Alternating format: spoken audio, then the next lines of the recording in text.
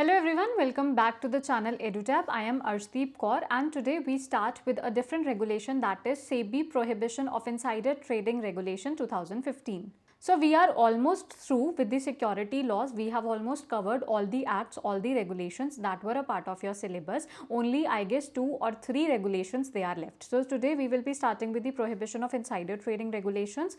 I have been stressing on this point that security laws, they form a very huge part of your syllabus. So 40% weightage, it is very crucial for your examination. If you are through with the security laws, that means that 40% of your syllabus is covered, right? So please make sure that you go through all of these security laws very carefully. All right, before I start, I would like to tell you that EduTap has come up with 2 courses. The first is the test series and the other one being the live crash course. In the test series, you get chapter wise tests. So that means like each and every chapter. For each and every chapter, you get different separate tests. So this is chapter wise test. The second one being the full length test. So you are provided with the full length tests also where you can practice. It is going to be very helpful for your practice with evaluation. So this time, because of the descriptive part being introduced by SEBI, our experts will be evaluating your descriptive part. So if you are attempting these tests, you will be getting evaluation and you will be getting the necessary feedback that is important for you, right? And you also get one-on-one mentor support. The other course is the live crash course. The classes, they have already begun, and in these classes, each and every topics that is important from the viewpoint of your examination, it is going to be covered. So everything that is important is going to be covered in these classes. You also get short notes which will be very helpful for your descriptive part, and all the features of the test series, they are included in this course also. And also you get one-on-one mentor support. So this is going to be very helpful for your preparation and your revision. So please make sure that you are availing our limited period time offer. So if anyone of you who is interested can refer to the link in the description below. Alright, let's start with the lecture. Question number 1. Which of the following persons are covered in the definition of connected person under the SEBI Prohibition of Insider Trading Regulations 2015? A holding company or associate company or a subsidiary company, an intermediary as specified in section 12 of the Act or an employee or director thereof, an official of a stock exchange or of clearing house or corporation, an official or an employee of a self-regulatory organization recognized or authorized by the board, or all of the above. So the answer is E, that is all of these, they are covered in the definition of connected person. Let's read this again. So who all are covered in connected person? Number 1, a holding company, associated company or a subsidiary company. An intermediary as specified in section 12 of the Act or an employee or director thereof. An official of a stock exchange or of clearing house or corporation, an official or an employee of self-regulatory organization recognized or authorized by the board. Alright, question number 2.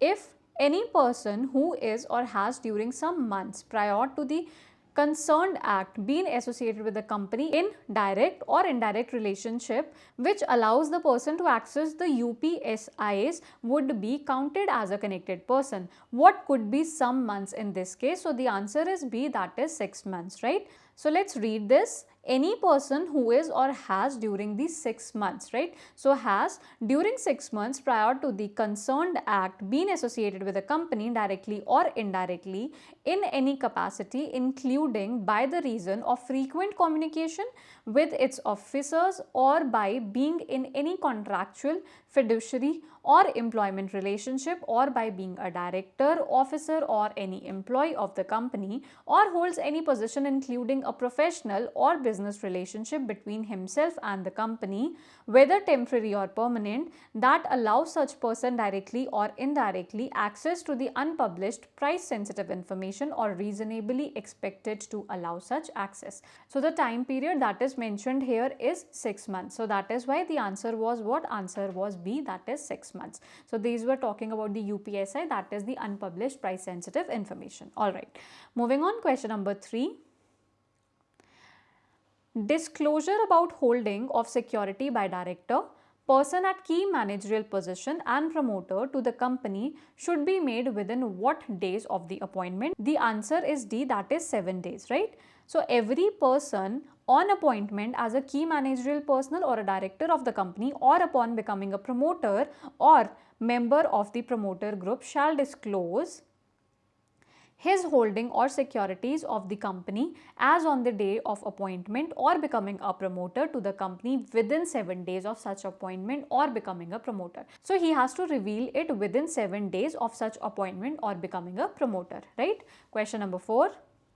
Disclosure made by insiders under SEBI Prohibition of Insider Trading Regulations 2015 should be maintained by company for a period not less than how many months? So the answer is D, that is 5 years, right? It is how much? It is 5 years. The disclosure made under this chapter shall be maintained by the company for a minimum period of 5 years. They have to be maintained for 5 years in such form as may be prescribed. Question number 5. Every director, person at key managerial position and promoter should make disclosure to the company of trading in securities either in single or multiple transactions if value of such transaction in a calendar quarter exceeds with which of the following amount. So the answer here is C, that is 10 lakhs. Every promoter, member of promoting group, designated person and director of every company shall disclose to the company the number of such securities acquired or disposed of within 2 trading days of such transaction if the value of the securities traded, whether in one transaction or a series of transactions over any calendar quarter, aggregates to the traded value is in excess of 10 lakh rupees or such other value as may be specified. So if it exceeds 10 lakh rupees, either it can be in one transaction or multiple transactions. In that case, he has to do what? He has to disclose such information. So the answer is option C, that is 10 lakh rupees. Question number 6. Which of the following regulations of the Prohibition Insider Trading 2015 deals with the prohibition of trading by an insider using the unpublished price sensitive information? The answer is D, that is regulation 4, right? So regulation 4 of the Prohibition of Insider Trading Regulation 2015 deals with the prohibition of trading by an insider using UPSIs. Question number 7. Unpublished price sensitive information is anything which have the potential to impact profit of the company or sentiments of the security market in totality. What according to your knowledge should fall under UPSI? Dividends, change in key managerial position, financial results, change in capital structure, or all of the above. So the answer is E, that is all of these, they form a part of UPSI, right?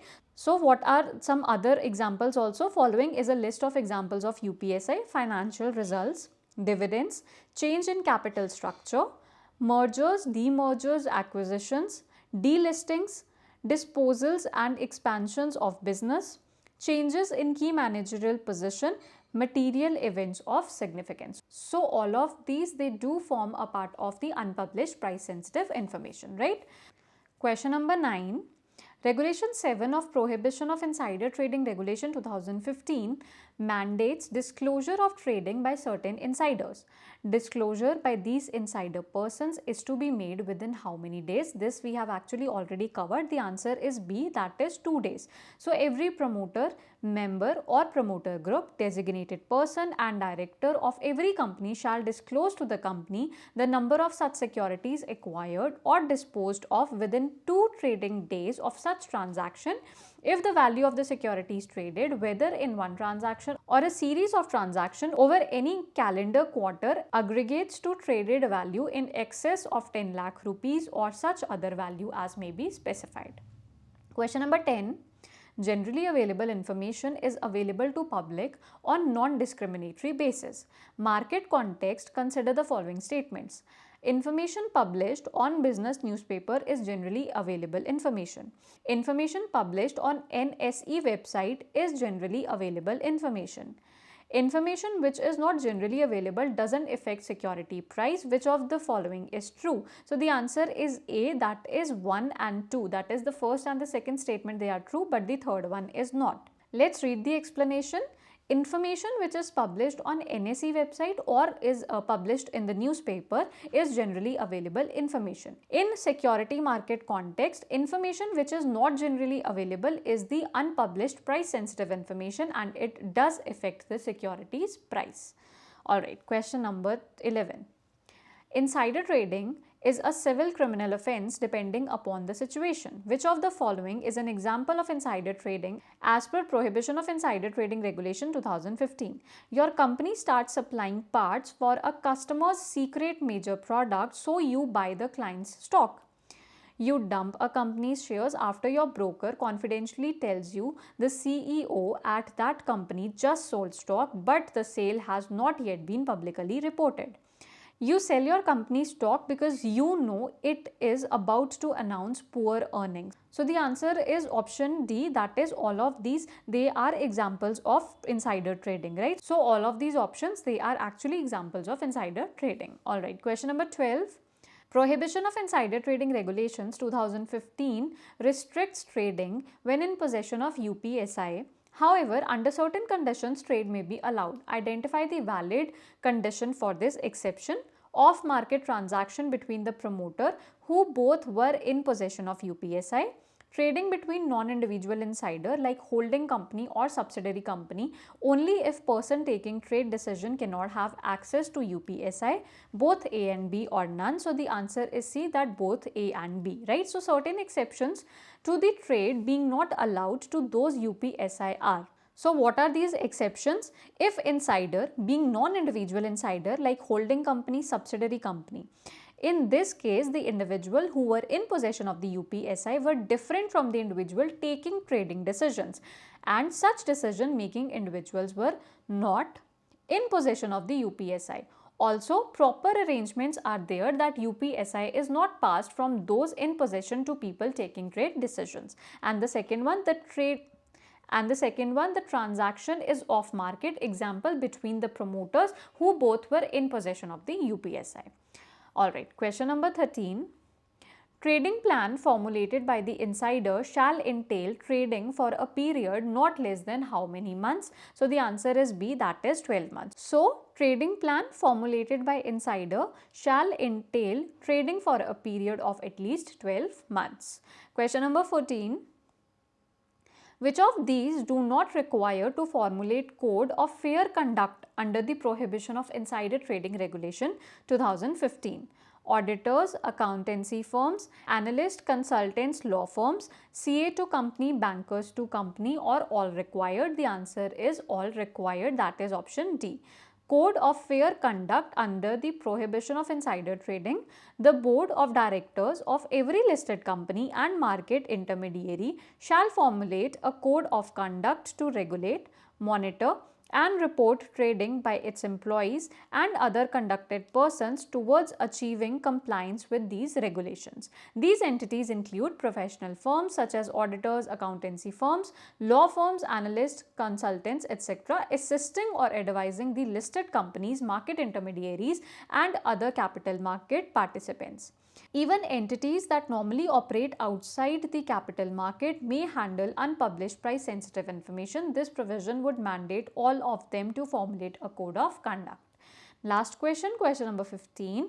Which of the following is false regarding the insider trading? Onus of establishing that connected person was not in possession of UPSI while trading lies on accuser, or onus of establishing that non-connected person was not in possession of UPSI while trading lies on himself. So the answer is D, that these both they are false, but the right answer is onus of establishing that the connected person was not in possession of UPSI while trading lies on himself, while onus of establishing that non-connected person was not in possession of the UPSI while trading it lies on the accuser. Alright, question for achievers. Regulation 8 and 9 of Prohibition of Insider Trading Regulation 2015 are at the heart of this regulation in ensuring fair exchanges in security market. What all they are about? Regulation 9 discusses code of fair conduct by all possible entity concerned. Regulation 8 discusses regulating and monitoring of the trades done by the employees and other connected person. Regulation 9 discusses practices and procedures for disclosure of UPSIs. Regulation 8 discusses code for fair disclosure of UPSI or A and D. So you have to comment the right answer below. So that was all for today. I hope it was a helpful session for you. For more such videos, please like, share and subscribe to the channel EduTap. Thank you.